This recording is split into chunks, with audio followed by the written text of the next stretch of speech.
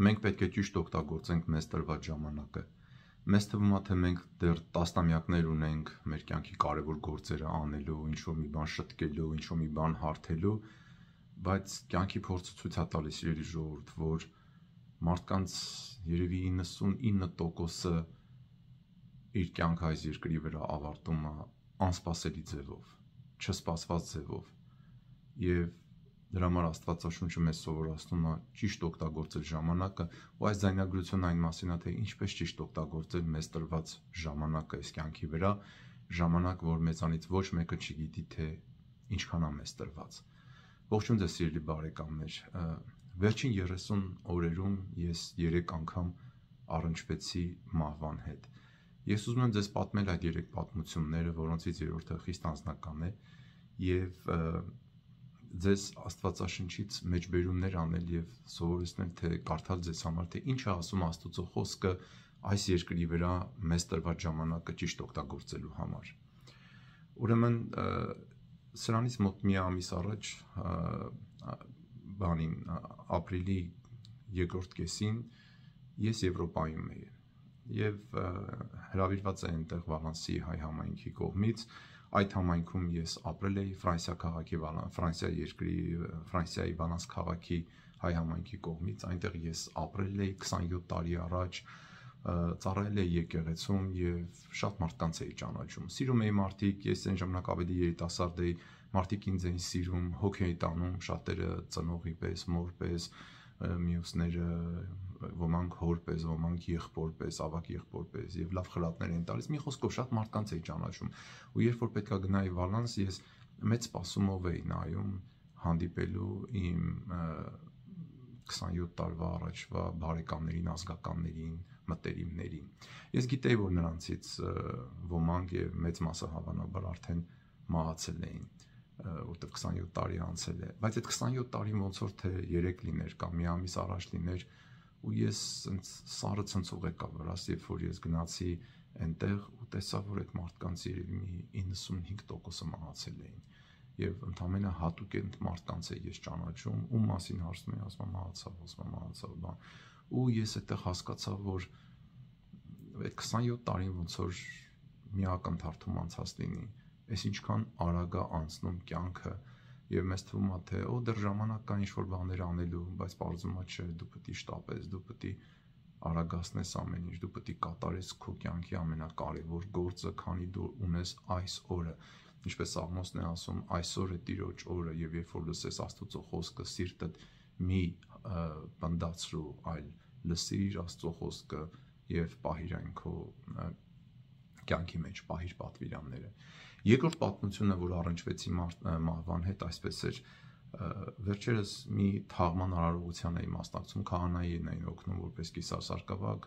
բուրվարը ձեռքից կանգնած եմ գերեզմանա փոսի առջև, դագաղն իջեցնում են, միջին տարիքի երիտասարդ մի մարդ էր մահացել, եւ նկատեցի, որ գերեզմանի փոսը սովորականից ավելի խորն է, եւ նայում եմ սարսռելի տեսարաններ, այդ հանգուցյալի աղջիկն էլ լաց էր լինում, շատ ծանր էր տանում, ես էլ շատ հուզվեցի, սարսռելի տեսարաններ, ու մտածում եմ, ասում եմ, մենակ մի մարդ չէ, մենակ մի անուն կա, որ այս հանգուցյալին այս փոսից, որ հիմա հող լցնելու են վրան, կարող է կանչել եւ իշխանություն ունի եւ ուժ ունի, զորություն ունի այդ փոսից քաշել, դուրս հանել, երբ որ ժամանակը գա հարության։ Այդ անունը Տեր Հիսուս Քրիստոսի անունն է։ Եվ ինչքան կարևոր է ու անհրաժեշտ օդի պես, դրանից ավելի կարևոր բան ես չեմ տեսնում, որ մարդ, քանի դեռ ժամանակ ունի այս երկրի վրա, իր հարաբերությունը շտկի եւ գա, ճանաչի ու հնազանդվի ու սիրի Տեր Հիսուս Քրիստոսին, որովհետեւ այդ մարդը, որ մահացել էր, ինքը օրինակի համար, ասում եմ, միջին տարիքի տղամարդ էր, մահացել էր ինֆարկտից, ընկերները պատմեն, ասում են, նստած էինք, ասում են, մեկ էլ գլուխը կախեց ու գնաց, ոչ ձայն հանեց, ոչ հոգոց հանեց, ոչ գոռաց ցավից, ոչ բան, գլուխը կախեց ու գնաց։ Սիրելի ժողովուրդ, մենք չունենք ժամանակ, մենք պետք է արագացնենք այդ գործը, որ ունենք, թե չէ հետո ուշ կլինի, հետո չենք հասցնի, որտեղ մենք միշտ, ինչպես ասեցի, մտածում ենք, որ դեռ մի քանի տասնամյակներ ունենք, կհասցնենք, բայց չէ, Մենք չգիտենք, թե մեզանից ամեն մեկին ինչքան ժամանակ է տրված այս երկրի վրա։ Երրորդ առնչությունը, որ ունեցա մահվանը մոտ գալով, սրանից մոտ 2.5 շաբաթ առաջ վիրահատվեցի եւ կույրաղիկս հեռացրեցին։ Անհատական բան եմ ասում, որովհետեւ գիտեք ինչպես եղավ, մի քանի օր ցավեր ունեի, ուշադրություն չէի դարձնում, մտածում էի երևի մի բան եմ կերել, թունավորվել եմ, հետո ցավերս աստկացա մի քանի օր հետո, ուշքս գնաց, դողացի, ուշքս գնաց եւ հետո երբ որ արթնացա, հետ եկա, թեթևություն զգացի։ Այդ օրն էլ բժշկի չգնացի, հաջորդ օր ավելի սաստկացան ցավերը, վերջի մի կեր բժշկի գնացի, նայեցին, ասին կույրաղիկդ մի օր պայթել է, պատրված է, ասին ես ինչ ուժեղ օրգանիզմ ունես, որ դիմացել ես, եւ մենք չգիտենք դու ինչպես ես, այսպես մնացել, ես ասացի ոչ, Աստված է պահում, օրգանիզմի ուժգնությունը չի ամեն ինչի համար փառք Աստծո եւ ձեզ է պատմում այս պատմությունը դրա համար, որովհետեւ 39-րդ Սաղմոսում Դավիթն ասում է. մեծ հավաքներում մարդկանց առաջ չթաքցրեցի քո ողորմությունն ու արդարությունը, որ արեցիր իմ նկատմամբ, այսինքն սիրելի ժողովուրդ, այն ինչ որ Աստված անում է մեր կյանքում, փրկում է մեզ, պահում է, պահպանում է, մենք պետք է տեսնենք այդ ամեն ինչը եւ պատմենք իրար փառք տալով Աստծուն, գոհություն մատուցելով Աստծուն եւ փառավորելով եւ օրհնելով նրա սուրբ անունը։ Դրա համար եմ ես ձեզ պատմում։ Մի խոսքով վիրահատեցին, հեռացրեցին, մի քանի օր մնացի հիվանդանոցում եւ հիմա եկել եմ տանն եմ ապակինվում, բայց նայում եմ ու մտածում եմ, մարդիկ ասում են, որ դու մազից փրկվեցի, որտեվ շատ ավելի վատ կարող ես ամեն ինչը լիներ, իսկ ես մտածում եմ, որ չէ, ինչ մահ, ինչ բան, հա գիտեմ, որ ցանկացած ժամանակ մահը կարող գա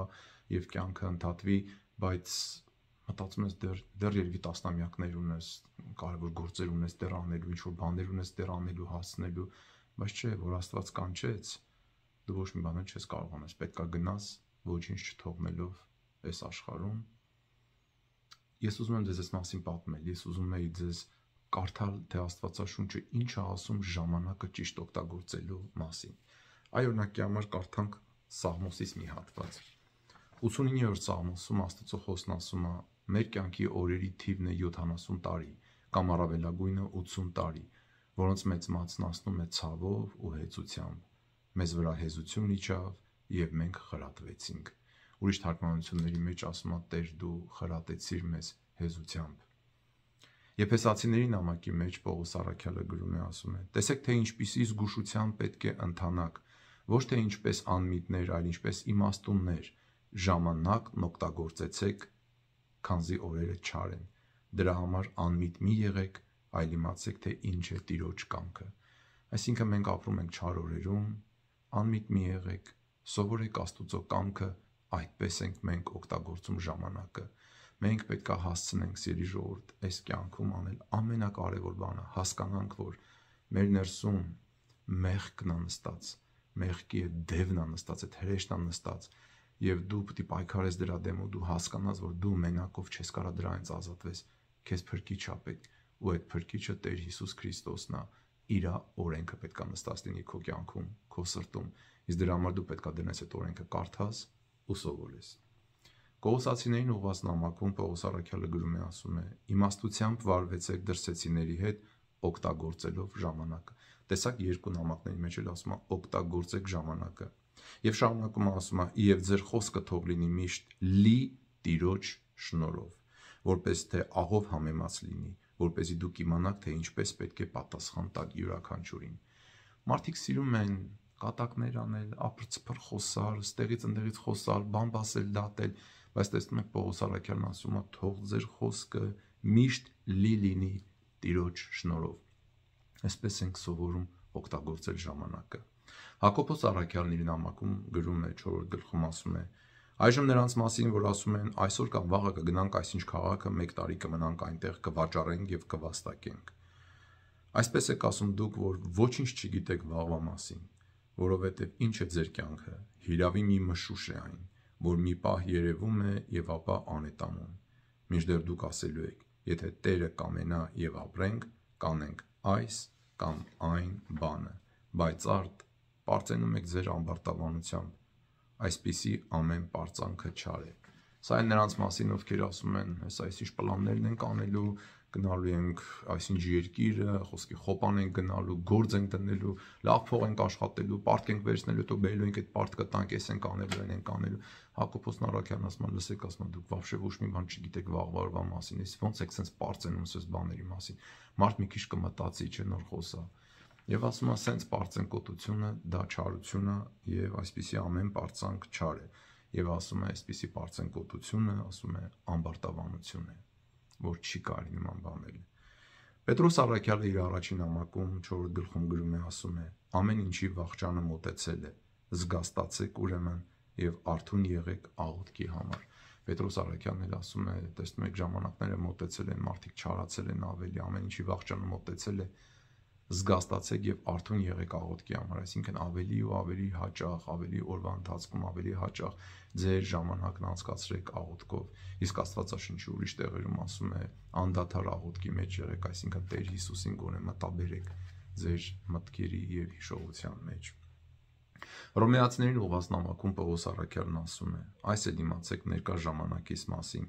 որովհետև հիմա ճիշտ ժամն է, որ մենք քնից զարթնենք, քանի որ փրկությունն այժմ մեզ ավելի մոտ է, քան երբ որ մենք հավատացինք։ Գիշերն անցավ եւ ցերեկը մոտեցավ, ուրեմն դեն գցենք խավարի գործերը եւ հագնենք լույսի զրահը։ Շարժվենք առաքինությամբ, ինչպես ցերեկով, ոչ անառակություններով, ոչ հարբեցողությամբ, ոչ բորնկությամբ եւ պղծությամբ, ոչ նախանձով եւ կռվազանցությամբ։ Զգեստավորվեցեք Տեր Հիսուս Քրիստոսով եւ մարմնի խնամք մի տարեք ցանկությունները գոհացնելու համար։ Տեսնում եք, Պողոս Առաքյալն Հռոմեացիներին գրում է, թե ժամանակը ոնց անցկացնենք, ինչ բաներ չանենք, պղծություն, հարբեցողություն, կռվազանցություն, նախանձ, անառակություններ, ասում է, այս մարմնի ցանկությունները մի կատարեք եւ ասում է դրա համար հագեք Քրիստոսին, դեն գցեք խավարի գործերը եւ հագեք լույսի զրահը։ Եվ այս ամեն ինչի վերջում էլ ավելացնեմ Տեր Հիսուս Քրիստոսի խոսքը ժամանակի ու մեր կյանքը ճիշտ օգտագործելու համար ասելով, ով ասում է Ղուկասի ավետարանում. զգուշ եղեք ինքներդ ձեզնից, գուցե ձեր սրտերը ծանրանան զեղությամբ եւ հարբեցողությամբ ու աշխարհիկ հոգսերով, եւ հանկարծակի հասնի ձեր վրա այն օրը, որովհետեւ այդ օրը որոգայթի նման պիտի հասնի այն ամենքի վրա, որոնք բնակվում են երկրագնդի ամբողջ երեսին։ Հիշում եք քիչ առաջ, որ ասեցի, որ մարդկանց 99%-ը երևի անսպասելի է գնում այս աշխարհից, անսպասելի է մանում, ոչ մեկը չգիտի, բացառիկ սուրբ մարդկանց է տրված եղել, որ իմանան, թե իրենց գնալու ժամը երբ է։ Եվ Տեր Հիսուսը զգուշացնում է, ասում է, զգուշ եղեք ինքներդ ձեզնից, որ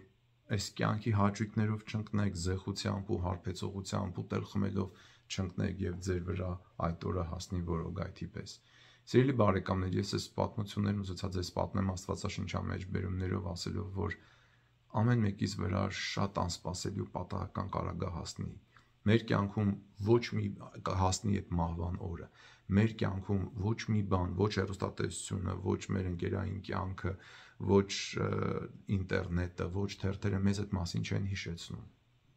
Բացի Աստվածաշնչից, բացի Աստծո խոսքից։ Ու մենք ոչ մեկը չի էլ ուզում այս բաների մասին խոսա, ով է ուզում մահվան մասին խոսա։ Մինչդեռ սուրբերը ասում են, որ մահվան հիշողությունը փրկում է մարդուն, որտեղ որ մարդը միշտ մտածում է, որ այսօր երեկոյան կամ մի ժամից հետո կարող է իր վերջի ժամը լինի այս երկրի վրա։ Այդ մեղքը, որ ինքը պետք է ասի, այդ մեկի հետևից, որ ինքը պետք է բամբասի, այդ անարդարությունը ու անօրենությունը, որ ինքը պետք է անի, ինքը հետ է քաշվում, ասում է կարող է այսօր իմ վերջի օրն է, ինչու ես այս մեղքը վերցնեմ, ու ինքը հետ է քաշվում այդ մեղքից։ Ես էլ ուզեցա ձեզ պատմել այս ամեն ինչի մասին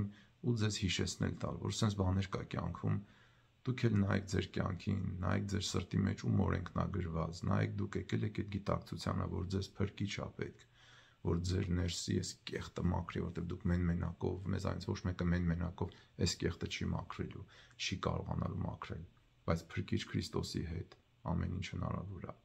որպեսզի մենք կարողանանք այս կյանքից մաքուր խղճով գնալ։ Դե լավ եղեք սիրելի բարեկամներ, եթե զայնագրությունը ձեր սրտին խոսեց, դուք էլ կիսեք ձեր ընկերների հետ, որպեսզի ավելի շատ հայ մարդիկ լսեն, իմանան, միգուցե իրենք էլ մտածեն իրենց կյանքի մասին, հրաժարվեն չարից ու հագնեն լույսի զրահը Տեր Հիսուս Քրիստոսին, որ միակն է, որ գերեզմանի փոսից կարական չի ասի Ղազարոսի պես, Ղազարոս դուրս արի այդ մահվան գերեզմանից, եւ մեր Տեր Հիսուս Քրիստոսին, մեր Հայր Աստծո եւ Սուրբ Հոգի Աստծո հետ միասին վայելե փառք, իշխանություն եւ պատիվ այժմ եւ միշտ եւ հավիտյանս հավիտենից։ Ամեն։